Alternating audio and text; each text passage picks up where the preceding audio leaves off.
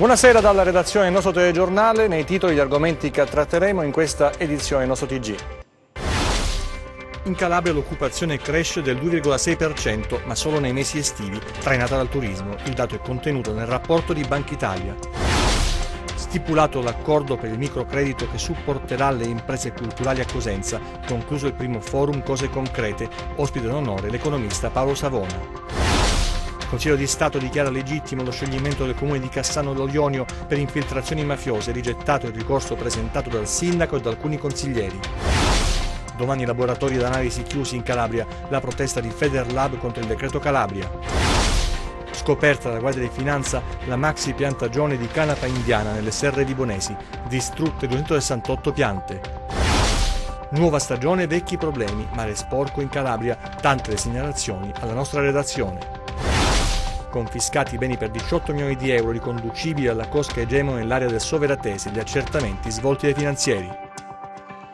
Ancora buonasera dalla redazione TG10, dunque l'economia in primo piano con il rapporto di Bankitalia che segnala i timidi segnali di ripresa. L'occupazione cresce del 2,6%, ma soprattutto nei mesi estivi, trainata dal turismo, una controtendenza, solo gli autonomi a creare nuovo lavoro in Calabria. E poi c'è la questione che riguarda invece i municipi, sono molti municipi in difficoltà economiche. Sentiamo. Cresce l'occupazione in Calabria anche nel 2018, un timido segnale di ripresa pari al 2,6%, lo conferma il rapporto sull'economia in Calabria di Bankitalia presentato oggi a Catanzaro. Per il terzo anno consecutivo dunque il lavoro cresce prevalentemente fra gli autonomi in controtendenza con il resto del paese. L'aumento però si concentra in particolare fra primavera ed estate con una flessione nell'ultima parte dell'anno. A trovare occupazione soprattutto i diplomati o comunque individui con titoli di studio inferiori rispetto alla laurea. Basso è il dato di trovare una qualche occupazione da parte dei laureati. Il gap con il resto del paese resta comunque chiaro, con un'Italia che come al solito viaggia a due velocità. Ci sono però, dobbiamo dire, anche dei punti di forza, non possiamo negarli, i punti di forza che sono anche i punti di forza in parte anche dell'economia italiana. Primo tra tutti le esportazioni, l'andamento del turismo, che nell'ambito dei servizi è un po' il fiore all'occhiello ancora di questa regione, un certo miglioramento della situazione delle imprese e anche della qualità del credito, cosa che in questa regione è particolarmente importante. Recupero debole per il settore delle costruzioni e stabile il settore agricolo, mentre il comparto delle opere pubbliche risente ancora dei pochi investimenti e la spesa fa registrare una flessione sostanziale. I punti di forza restano esportazioni e il turismo, migliorano anche le imprese e la qualità del credito. Possiamo dire che la Calabria paga lo scotto di una scarsa produttività, soprattutto in termini di disoccupazione giovanile e delle donne. Il governo della Banca d'Italia ha indicato delle direttrici scuola e infrastrutture che possono avere un peso determinante anche per lo sviluppo della nostra regione. La presenza di queste grandi risorse nell'ambito della nostra economia non può non essere valorizzata e utilizzata al meglio.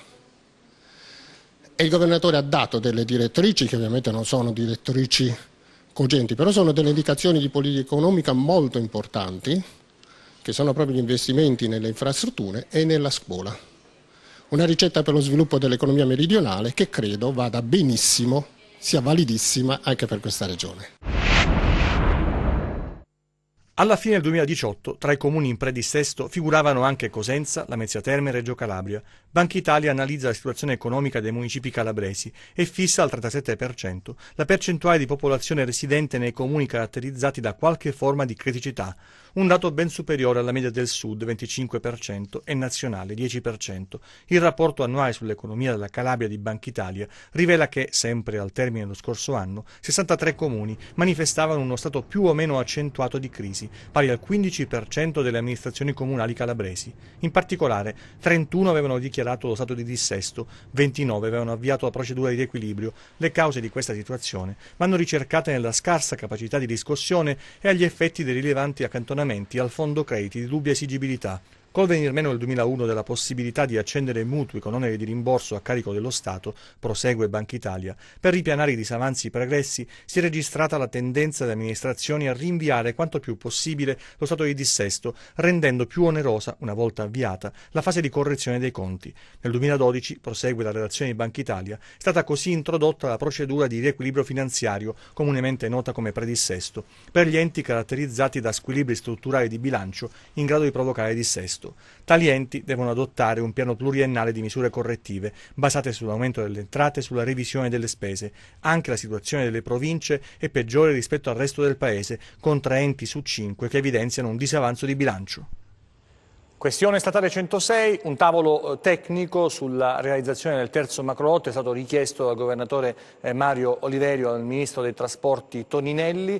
Il governatore ha illustrato al Consiglio regionale della Calabria che sull'argomento ha approvato all'unanimità un ordine del giorno con cui si sollecita l'approvazione dell'opera. E si è conclusa ieri a Cosenza, la 2 giorni di cose concrete, il primo forum europeo sull'impresa culturale e creativa, ospite d'onore l'economista Paolo Savona.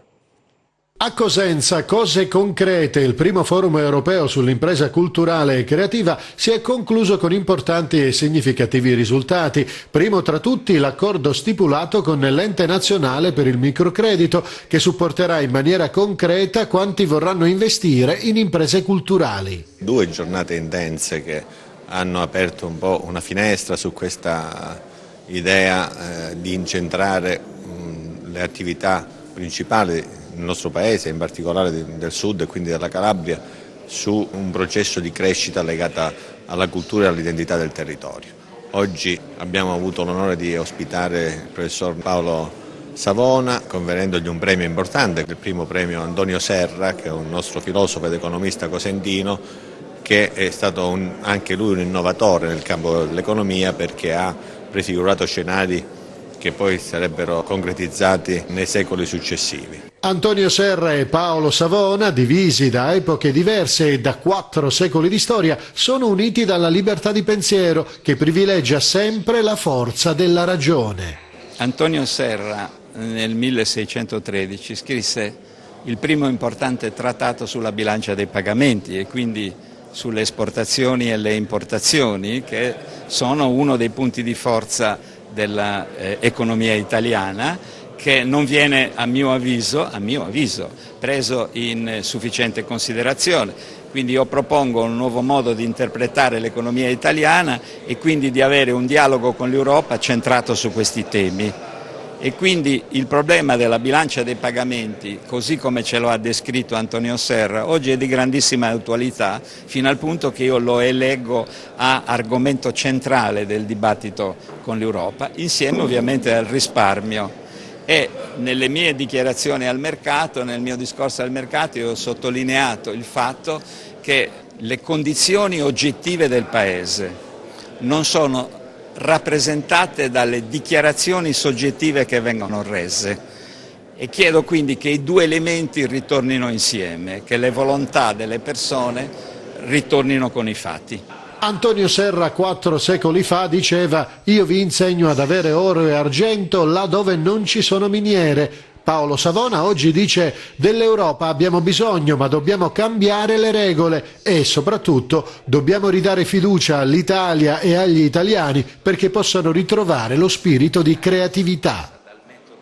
Ricorderete la vicenda delle aziende del Crotonese che sono state colpite dall'alluvione, dal maltempo che ha distrutto alcune strutture creando danni ingenti agli imprenditori e anche ai lavoratori. È stata approvata la proposta di ordine del giorno contenente l'emendamento finalizzato alla sospensione dei tributi a carico delle aziende appunto crotonesi colpite dagli eventi calamitosi nello scorso 25 novembre. La deputata dei 5 Stelle Elisabetta Barbuto, che da ultimo in occasione del Consiglio Camerale straordinario aperto del 10 giugno scorso ha ribadito la sua vicinanza alle aziende crotonesi colpite, infatti in occasione della discussione del decreto sblocca cantieri inserito un ordine del giorno per l'attuazione di misure di sostegno a favore delle imprese danneggiate, prevedendo la sospensione dei versamenti e degli adempimenti tributari e contributivi. Una buona notizia, mentre il Consiglio di Stato ha dichiarato legittimo lo scioglimento del comune di Cassanallo Ionio per infiltrazioni mafiose, rigettato dunque il ricorso presentato dal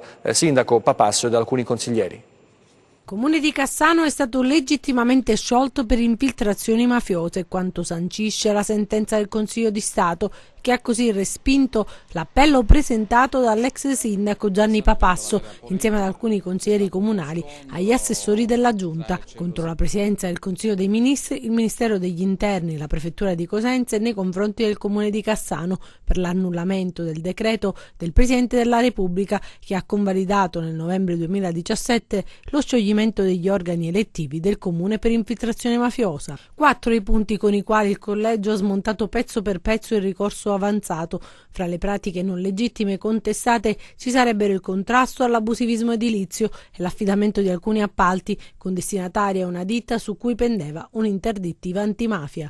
Secondo il Consiglio di Stato, dunque, è stata sciolta un'amministrazione malsana, il cui modo di agire avrebbe in sostanza favorito l'infiltrazione mafiosa. Secondo la sentenza emessa dal giudice datata 30 maggio ma pubblicata in queste ore, nelle 21 pagine nello stabilire fondato lo scioglimento degli organi elettivi si chiarisce che vi sono in atti, elementi e vicende su cui il collegio ha ritenuto di svolgere un più approfondito esame che in modo più che sufficiente denotano la correttezza del dispositivo ed evidenziano la contaminazione da parte delle potenti cosche locali di 'ndrangheta al fine di influenzare e indirizzare sia la libera espressione della volontà degli elettori sia le scelte amministrative in direzione del massimo profitto per operatori vicini agli eletti e in vario modo collegati alle cosche, condannati inoltre gli appellanti a pagare le spese processuali. Era assolutamente prevedibile, questo è il commento dell'ex sindaco Gianni Papasso. Il Consiglio di Stato ha rigettato il nostro ricorso dopo i pronunciamenti dello stesso organo giudiziario riguardanti i comuni di Lamezia e di Marina di Gioiosa Ionica. Era difficilissimo ottenere un pronunciamento positivo, si trattava quindi di un'impresa assai ardua anche in considerazione del fatto che i comuni reintegrati a seguito di sentenze del Consiglio di Stato sono stati pochissimi.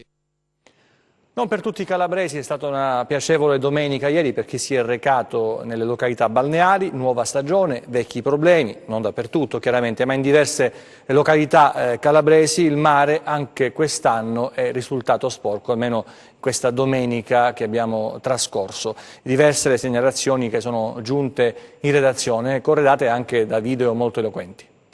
Per sfuggire al caldo afoso di questi giorni, molti hanno pensato di concedersi un weekend al mare, in auto sotto il sole cocente per raggiungere le località preferite, ma arrivati in spiaggia l'amara sorpresa, la solita chiazza in mare che certo non invita ad un tuffo rinfrescante. Che dire, l'estate è appena iniziata, ma i problemi sono sempre gli stessi. Il mare in alcune zone è, come al solito, sporco, ma possibile che non si riesca a trovare una soluzione? Eppure le proteste non mancano, così come le denunce. E la solita storia, depuratori che non funzionano, funzionano male, smaltimento illegale dei fanghi della depurazione, scarichi fognari che finiscono in mare. E il risultato è questo. La depurazione, si sa, da anni costituisce la spina nel fianco della nostra regione e con l'arrivo della stagione estiva emergono le criticità strutturali ancora esistenti, nonostante le inchieste della magistratura, i sequestri e le proteste. Un tempo i turisti venivano in Calabria per il mare bello, adesso vanno via per il mare sporco e questa purtroppo è la cartolina di molte località balneari della regione. La cronaca adesso, scoperta dalla Guardia di Finanza, una maxi piantagione di canapa indiana nelle serre vibonesi, sono state distrutte quasi 300 piante. Operazione antidroga della Guardia di Finanza del Comando Provinciale di Vibo Valentia nel territorio comunale di Fabrizia, nelle serre vibonesi, con il supporto del gruppo e della stazione aeronavale di Vibo Valentia dipendente dalla ROAN, è considerata la prossimità delle zone dalla sede di Rocella Ionica di quella stazione operativa navale. I militari, coadiuvanti da un elicottero della sezione aerea di Lamezia Terme, hanno individuato una rudimentale rete di irrigazione a cui erano collegate ben 5 piantagioni di canapa indiana occultate dalla vegetazione di difficile accesso. È noto come, sfruttando l'orografia impervia dell'entroterra, si predispongano delle coltivazioni di sostanze stupefacenti occultate in aree remote e isolate, e questa, nella zona di Fabrizia, nel caso specifico, era posizionata fra la fitta vegetazione che ricopre le alture e le strette valli della zona delle serre, in un contesto difficile, con pochi sentieri disegnati e battuti, in cui riescono a muoversi con la disinvoltura solo chi qui ci vive sin dalla nascita e ne prende confidenza confidenza già da bambino. Comunque sia, al termine di una giornata intensa di ricerca complicata dalle condizioni dell'aria e dalle alte temperature di questi giorni, i finanzieri hanno individuato, estirpato e poi distrutte ben 268 piante dopo aver acquisito elementi per le successive indagini tese a individuare i responsabili. Le piante eliminate avrebbero potuto garantire guadagni illeciti sino a 250.000 euro. Gli abitanti della zona Primo Lotto di Via Pupilli a Cosenza ci segnalano che nella zona l'illuminazione pubblica è carente, la sera le strade sono quasi al buio, dicono, una situazione di pericolo che lamentano i residenti e chiedono alle autorità competenti un intervento immediato. Adesso i nostri 100 secondi di cronaca con altri fatti.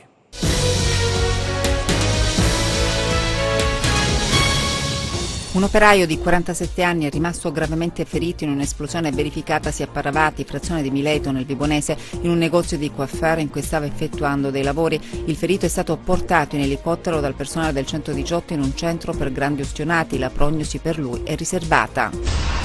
Operazione Showdown, scatta la confisca dei beni riconducibili agli affiliati alla cosca di 'ndrangheta Procopio sia Tripodi e Gemone nell'area del Soveratese. Il valore del patrimonio confiscato ammonta a 18 milioni di euro. Gli accertamenti patrimoniali svolti dai finanzieri hanno consentito di ricostruire gli interessi economici della cosca realizzati mediante il ricorso a schermi societari e a fittizie intestazioni di beni e attività economiche.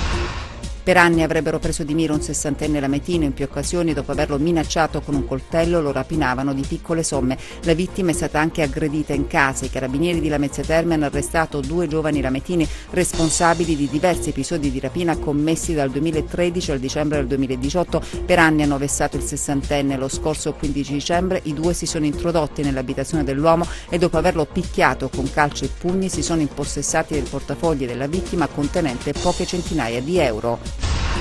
Depurazione e controlli a tappeto dei carabinieri della stazione di Pianopoli e della forestale di Serrastretta. Riscontrate alcune irregolarità nella manutenzione a Pianopoli e Feroleta Antico. Le vasche interrate di prima sedimentazione degli impianti infatti non venivano svuotate periodicamente. 1000 i posti di lavoro a rischio nella sanità privata se il decreto Calabria non verrà modificato. La denuncia è di Federlab nazionale e delle associazioni di categoria che domani saranno a Roma per protestare contro il provvedimento emesso dal governo. Laboratori d'analisi chiusi, domani in Calabria i disagi per i cittadini, le strutture accreditate scenderanno in piazza a Roma per protestare contro il decreto sanità in discussione al Senato. La richiesta è di modificare il documento. Quali i punti contestati? Questo decreto non risponde assolutamente a quello che è il reale dramma della sanità calabrese, cioè l'insufficienza dei livelli minimi di assistenza. Non affronta assolutamente il problema che, la reale evidenza del fatto che vengono erogate neanche la metà delle prestazioni minime necessarie ai cittadini. I cittadini calabresi in questi mesi sono costretti a fare ore e ore di fila per avere un esame in convenzione. Dopo ore di fila vengono rispediti al mittente perché le prestazioni sanitarie acquistate dalle strutture accreditate da parte del governo sono drasticamente insufficienti ai fabbisogni minimi dei calabresi. Quindi noi siamo lì come cittadini calabresi, come lavoratori, come operatori sanitari e come imprenditori onesti che lavoriamo da anni nel territorio, per il territorio, al fianco dei cittadini per rispondere alle esigenze dei cittadini che vediamo assolutamente ignorati in questo decreto. Il provvedimento, si denuncia, mette a rischio i posti di lavoro. Parliamo di più di 1000 lavoratori, parliamo di 300-400 aziende soltanto per quanto riguarda le strutture sanitarie accreditate. E non è tutto. Il decreto presentato nel Consiglio dei Ministri straordinario a Reggio Calabria privilegerebbe il nord a scapito della nostra terra. Il cittadino del nord che ha l'esenzione logicamente fa la prestazione e non paga nulla in quanto la regione provvede. In Calabria invece succede una cosa diversa, cioè il cittadino che ha l'esenzione, quindi si reca presso il laboratorio e giustamente ritiene di non dover pagare nulla, non può ricevere questo tipo di trattamento perché i fondi sono molto limitati. La mobilitazione domani trova ampio sostegno in tutto il settore privato della sanità. Strutture come la mia già verso agosto, luglio-agosto abbiamo finito il budget, quindi per gli esenti logicamente, per cui succede che gli altri mesi, settembre, ottobre, novembre, dicembre, noi siamo costretti a lavorare rimettendoci di tasca nostra. Ora, essendo una struttura gestita da medici, è chiaro che noi la prestazione la eroghiamo in ogni caso, però non ritengo sia una cosa giusta. Apertura ufficiale a Cosenza della Città del Sole, cittadella della solidarietà, sita a Colle Mussano, che potrà accogliere 100 persone in difficoltà. Supporteremo questa realtà, ha detto il Presidente della Regione, Mario Oliverio. Doveva essere una festa e festa è stata l'inaugurazione ufficiale della Città del Sole in contrada Badessa di Mussano. Siamo a Cosenza, alla Collina del Vento, con la chiesa dedicata alla Santissima Trinità, la facciata a mosaico firmata dall'artista Dubrovnico, la bellezza di un luogo sognato nel lontano 2000, anno giubilare, oggi divenuta realtà. 20 anni di attesa e poi vedi che però il Signore piano piano compie i suoi piani, insomma, quindi lo benediciamo, siamo qui solo per quello, per dire grazie Signore, perché anche quando uno pensa adesso magari rimarrà una cattedrale nel deserto, non è così. Dio è quello che comincia la porta a compimento. Quanti posti sono disponibili nella Città del Sole? Diciamo una novantina, 90-100 posti. Per adesso l'accoglienza, come per convenzione, è per le dipendenze patologiche. Don Dante Bruno, presidente della Regina Pacis, da 35 anni lavora nel sociale. Nelle comunità fondate e gestite dall'associazione ritrovano il senso della vita giovani e adulti smarriti nel labirinto della droga. Un calvario alle spalle di tanti anni di cocaina, sono un cocainomane, lo ero anzi, oggi mi sto inserendo e sto facendo un buon cammino per me soprattutto e per la mia famiglia. Ho un moglie e un figlio di 26 anni che io amo e loro mi straamano.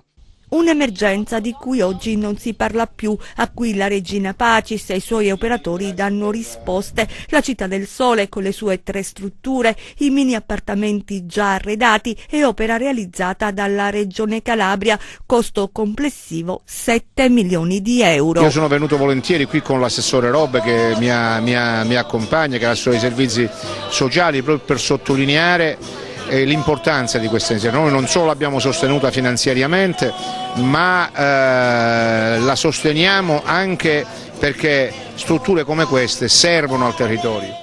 A sostenere l'impegno della Regina Pacis, tanti sindaci, la Chiesa, le famiglie, gente che nel tempo e nel silenzio, come usano dire qui, si è prodigata aiutando gli altri e a volte anche se stessi. Una realtà che conta 40 dipendenti e che si autofinanzia con le attività agricole, lanciando proprio dalla Città del Sole la nuova sfida, quella di creare un vero e proprio brand. Accendiamo i motori e andiamo sulle strade del Pollino per la Morano Campotenese. Il trentino Christian Merli su Osella FA 30 Evo Zitec 3.0 si è aggiudicato con una straordinaria prova di forza la nona salita Morano Campotenese, quinta tappa del campionato italiano velocità montagna, prova di trofeo italiano velocità montagna Girone Sud, nonché duplice tappa di campionato italiano, le bicilindriche, salita e pista. Al culmine di una giornata intensa caratterizzata dal caldo afoso e da una grande presenza di spettatori lungo i 7,1 km del tracciato incastonato alle falde del Monte Pollino nel Cosentino, il portacolori V-Motorsport, campione europeo ed italiano in carica, ha vinto entrambe le gare e ottenuto il suo miglior tempo. Secondo il 12 volte tricolore, 10 volte campione europeo Simone Fagioli. Un paesaggio incredibile, una bella gara, bellissima, una bella organizzazione, tanto pubblico caloroso che hanno passione per questo sport, quindi ci si viene sempre molto volentieri. Una manifestazione importantissima per il territorio del Pollino, una manifestazione che è sì una manifestazione sportiva ma che ha una grande valenza turistica ed anche economica. Questa è una sfida dove comunque ti muovi in un campo dove devi stare molto attento, quell'altro è un divertimento, una disciplina e un'attenzione anche a tante cose, però diciamo che qui le cose sono un pochino più serie. al plurititolato cosentino di Castrovillari Rosario Iaquinta su Osella PA21S Evo Honda della Project Team è andata la palma di miglior pilota locale, la vittoria nel gruppo CN. Avete riconosciuto Ettore Bassi, attore, in questo caso pilota, e adesso il meteo e le previsioni per le prossime ore.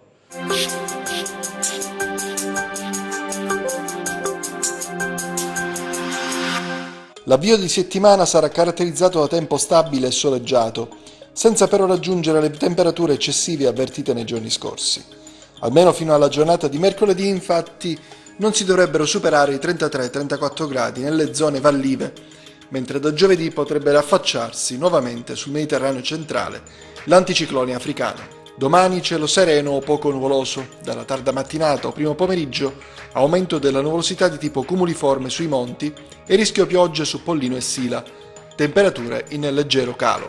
Passiamo al comportamento di mari e venti. Domani mari generalmente poco mossi, con venti deboli di direzione occidentale sul Mar Tirreno e deboli settentrionali sul Mar Ionio. Per essere sempre aggiornati sull'evoluzione delle condizioni meteo vi rimando, oltre al nostro sito www.meteoincalabria.com, anche alla nostra pagina Facebook Meteo in Calabria. TG che finisce qui, ci vediamo nelle prossime edizioni, grazie per la vostra attenzione, arrivederci e buona serata.